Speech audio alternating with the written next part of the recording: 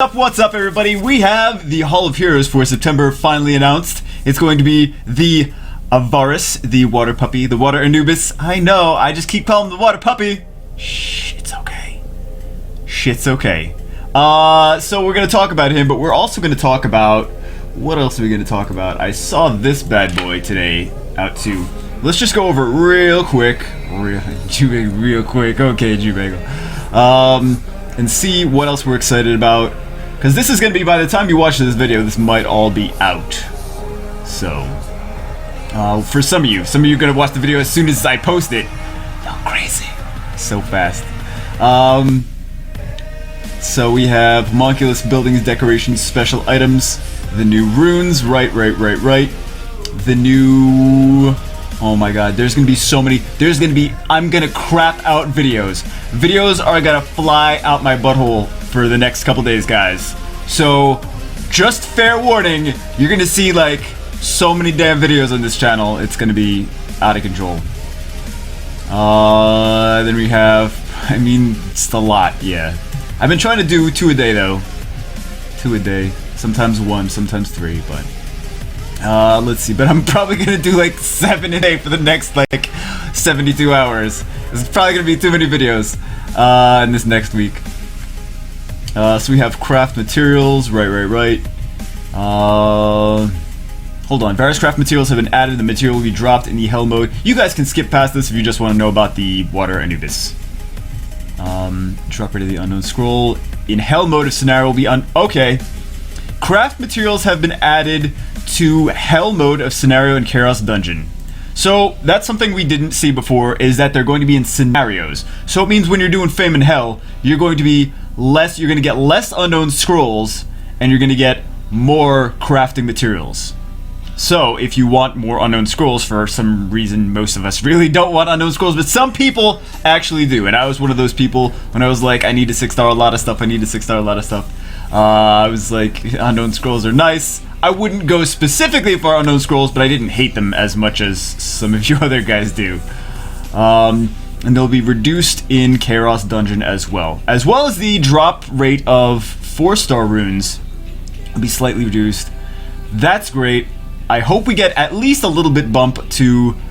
We're probably not going to get a bump. It's probably just going to be replaced by the new stuff.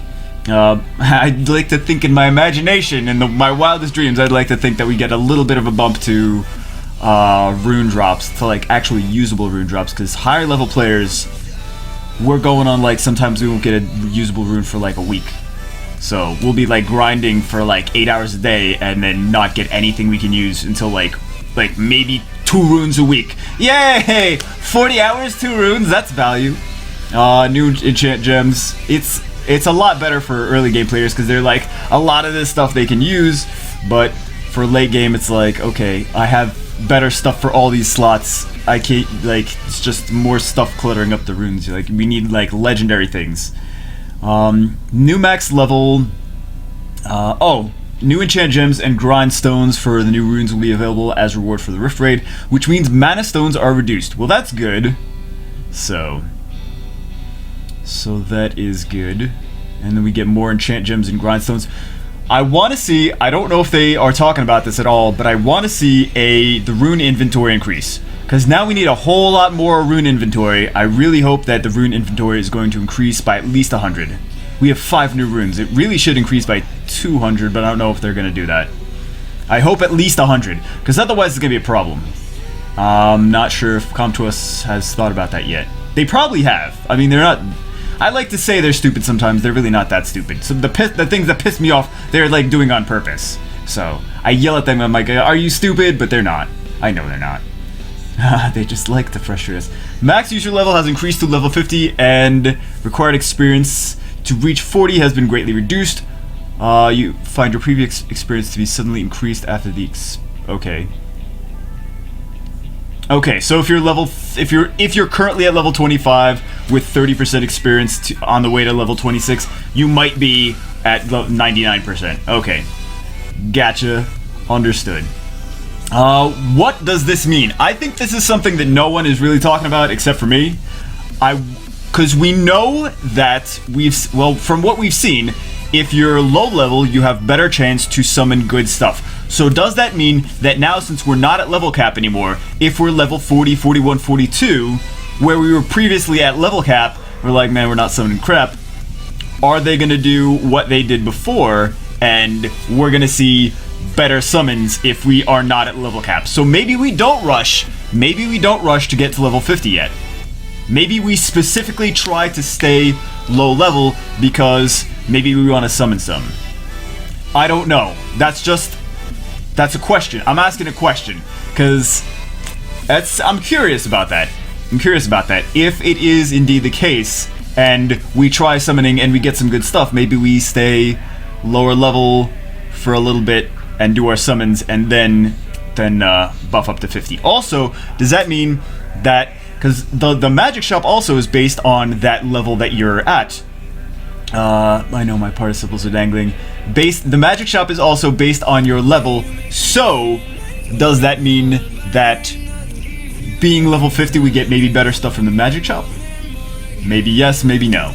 Again, lots of questions that I don't have answered yet because the patch is not it's not live yet. It's not active yet. We got 3 more islands. That's cool. New quests and achievements related to user level and Rift Dungeon. Nice, cool. So we get more achievements that we can do. Live arena point for beginner grade. We don't care about live arena. You'll be able to collect rewards when you reach the designated level with new growth packs. Packs are available for purchase in the shop. Okay, so what is a growth pack? I don't know yet. We'll find out. UI improvements. Your battle clear time for the raid will be displayed in game. Nice! I like that. That's good. That's good for high level players. So we don't have to time it with our phones. We can be like, okay, you try this team, you try this team, you try this team, and then we can see how long the raids last. That's nice. Monster list will be displayed in 2 lines in guild battle preparation page. That's already active at the time that I'm recording this, even though the thing isn't live. Let's see.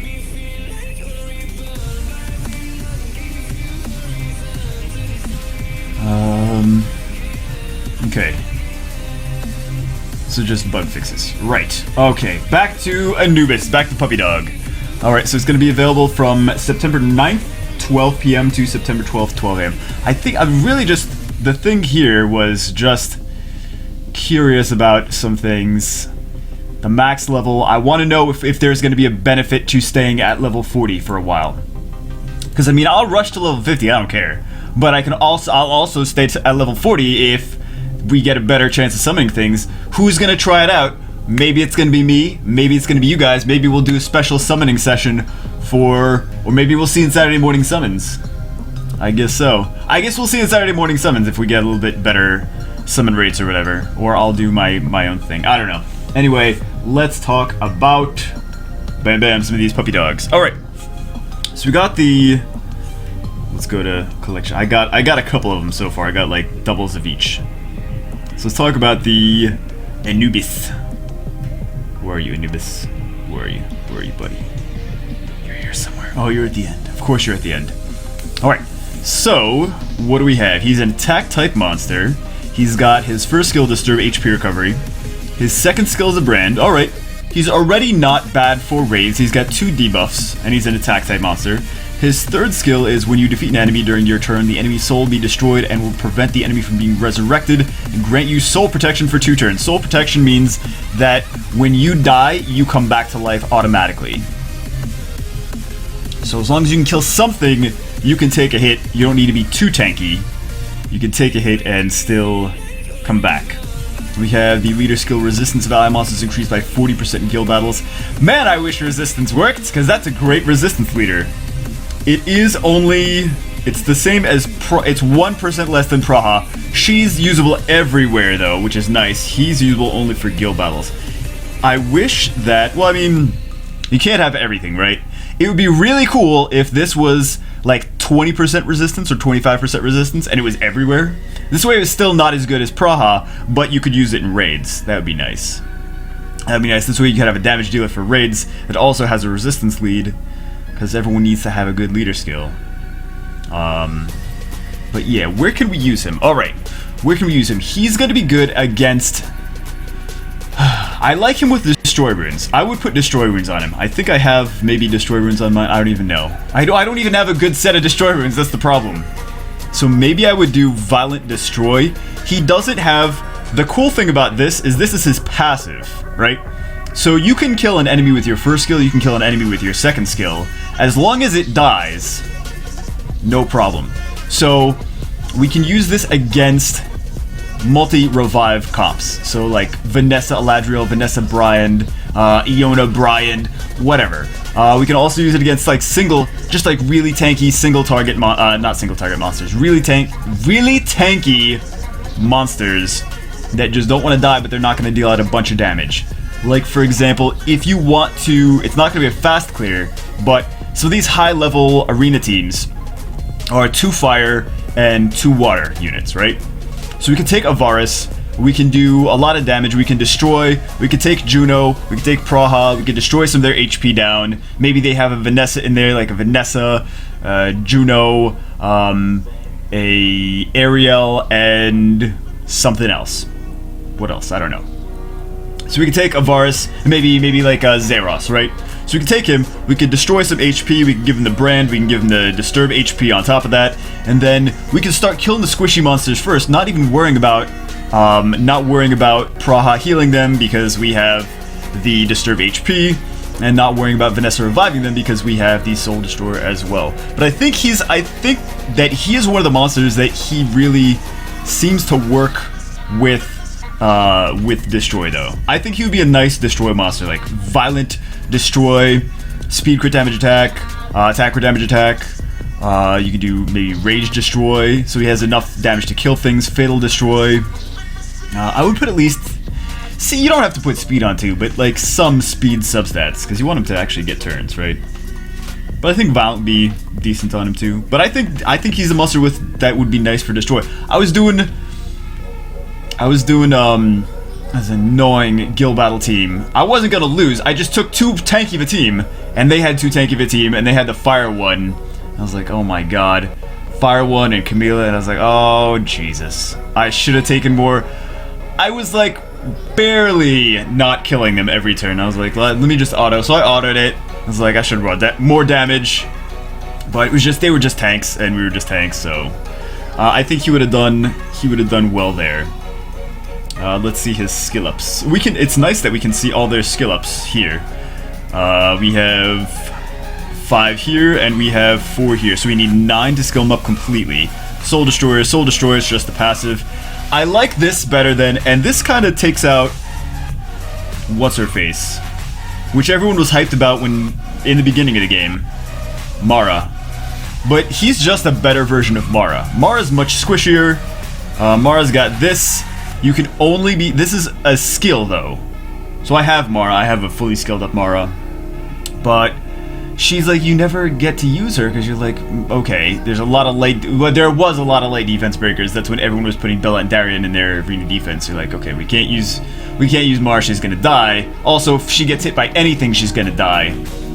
This guy's just a better version of her with the passive. Because you gotta wait for... Like, if you can't kill something with Mara with her 3rd skill, then you gotta wait for it to come back around. So, yeah, being a passive is nice. You can put Violent Revenge on him is even nice too. No, defeat during your turn. Sorry, so you can still revenge. I mean, you can still destroy. Not destroy. You can do that too if you have destroy on him. But you can still disturb his HP recovery from there. But I think violent would be good. Violent attack or damage attack or rage or fatal, like I said. Just any damage dealing build. Let's see. And he gets soul protection too, which is nice.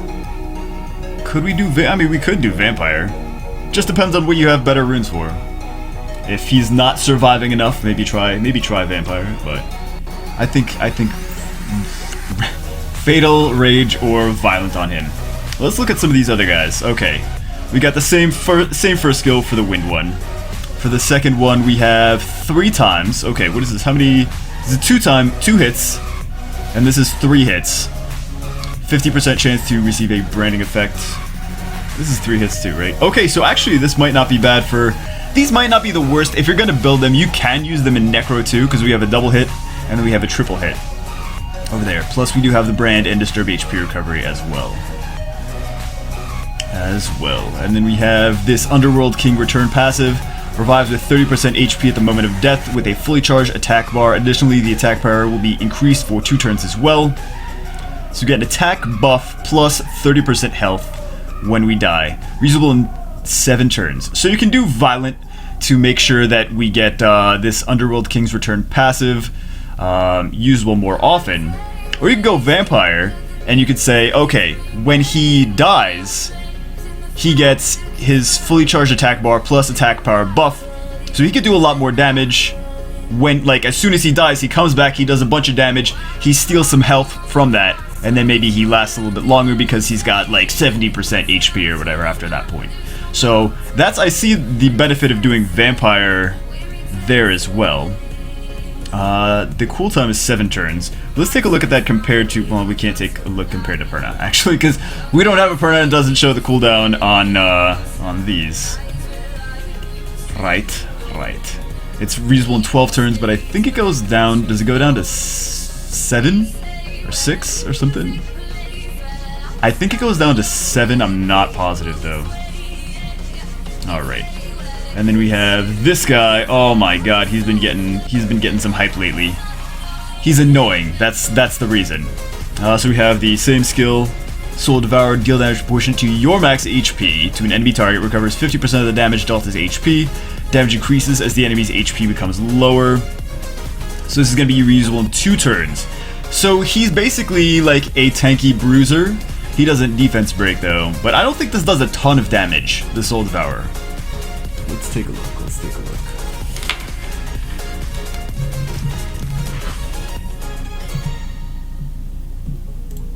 Alright, let's take a look compared to...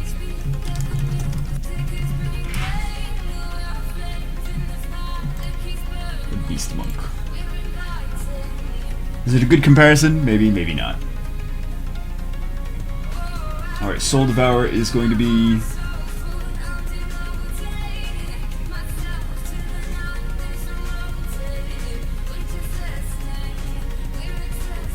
Okay, there's an algorithm. Okay, never mind, we can't do that. I'll see if I can post it in the... I'll post it in the comments. So, but I don't really see this ever doing... When I attack him, against him, I don't see this doing a lot of damage. So, the annoying thing is the Savior passive on each turn grants a shield which is equivalent to 20% of your HP, lasts for 2 turns on an ally with the lowest HP ratio. So whoever's gonna die fast, whoever's taking the most damage going to die soon, we grant a shield every time he gets a turn. So we want good speed on him because the more speed means the more shields we can put on things. Shield goes up 3 times. Hate you, goddamn you, really annoying if you build him as a really, really fast, really, really tanky monster. So if we build him, I'm not super excited about this Pure Soul, because this is not based on HP, right? This is just based on attack power, and he's not an attacker. So, the way we rune him is we want to rune him based on HP. We want to rune him as like a really speedy tank with either Swift or Violent. This way we get the most out of this passive. We can make a stronger shield, and we can do it more often if we have him really fast and really tanky. But that also means that we don't need, we're not going to do a lot of damage with this Pure Soul because we don't have him on attack runes. So, yeah. And then 2 on here. He really doesn't, I mean, when I go into teams with him, yeah, I've faced some really annoying ones before. Like, really, I mean, like, when you go into, like, Guardian level and you see one of these guys, you're like, I know they have, like, stupid runes on him. Like Rina, but he needs to be faster than Rina. He needs to be really tanky and really fast. So, I would say either Swift or Violent. Swift or Violent. And you can also do, what other kind of runes can we do? We do Revenge isn't really going to do too much on him. Shield would be okay. If we need some sustained against Lucian teams. I think the nice thing, the best thing I think would be to do Where is it? Where is it? Nemesis. Nemesis. Where is my Nemesis? Oh, it's right there at the end. God damn it. I have no space for new runes! Like I said, we need more space for runes! Oh my god, I'm gonna have to clear up so much rune inventory now. But I think Nemesis would probably be my #1 set on him, because if you try to kill him, right, you're like, this guy's annoying, I'm gonna try to kill him. Then you keep creating, he gets more turns, he gets more shields, so Violent Nemesis, Swift Nemesis with high speed, really, really high speed. You know what I'm gonna do? I'm gonna go and we're gonna end the video, and I'm gonna show you guys some different runes, some different builds for the Fire Anubis, because I think it's pretty straightforward that these guys are attackers, right? These Avaris and what's his face? The other puppy dog. I think it's pretty straightforward that they're attackers. I think the water one, especially with destroy runes against the fire one, is like, okay, that's how we're gonna start countering the fire one from now on. I kind of wish I'd built him. I mean, I have a 5-star one, but kind of wish I'd built him just for those teams. I don't think he's gonna be beneficial too much everywhere. I think he's got some uses in Necropolis. You could use him in Necropolis. He's more of a, I'm gonna put this on auto maybe and do this battle against these monsters, because screw them, they're way too tanky. I'm just gonna put it on auto. So he might be a nice breath of relief for that. But I will edit this video, and I will stick together some things for some builds for the fire one. Oh my god, shut up, Jew Bagel. Alright, I'm done. I'll see you guys as always in the next one.